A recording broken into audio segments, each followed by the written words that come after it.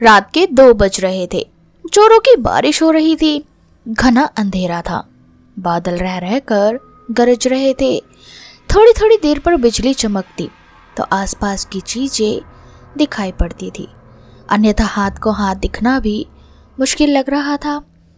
झारखंड के घाटशिला स्टेशन के बाहर रामदीन अपना ऑटो लगाए सवारी का इंतजार कर रहा था। इस मौसम में सवारी मिलने की उम्मीद कम थी, फिर भी हो सकता था कुछ देर बाद आने वाली ट्रेन से कोई सवारी आ जाए। करीब 1 घंटे बाद ट्रेन आई।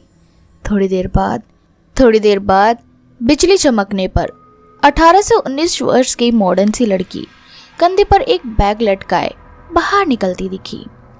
वो सीधे उसके ऑटो के पास पहुंची और मुसाबनी चलने को कहा। रामदीन ने कहा कि रात का वक्त है, इसलिए वहां चलने पर 500 रुपये लूंगा, नहीं तो 2-4 घंटे इंतजार कर लीजिए, सुबह 100 रुपये में ले चलूंगा।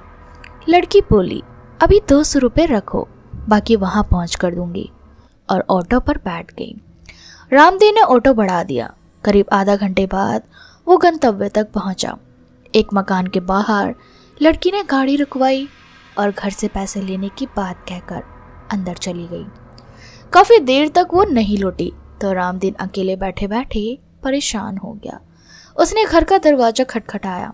काफी देर बाद एक बूढ़े ने आंखें मलते हुए दरवाजा खोला।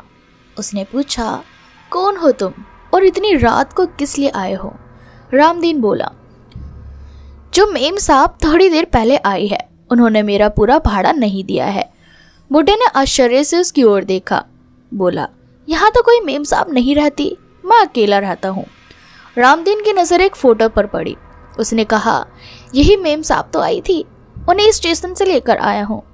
बूढ़े ने उसे आश्चर्य से देखा, फिर बोला, इस लड़की को मरे हुए 8 साल हो गए हैं। देखो फोटो पर माला डली हुई है, ये मेरी पोती थी, ये कैसे आ सकती है? रामदीन के होश उड़ गए। वो चुपचाप अपने ऑटो के पास पहुंचा। उसने देखा कि सीट पर 100 के 3 नोट रखे थे। उसने नोट जेब में रखा और वहां से बेतहाशा भागा। उस दिन से उसने रात में ऑटो चलाना छोड़ दिया। तो दोस्तों, ये थी रामदीन ऑटो वाले की कहानी। क्या आपके साथ कभी कोई ऐसी घटना घटी है? हमें कमेंट सेक्शन में कमेंट करके ज़रूर बताएं।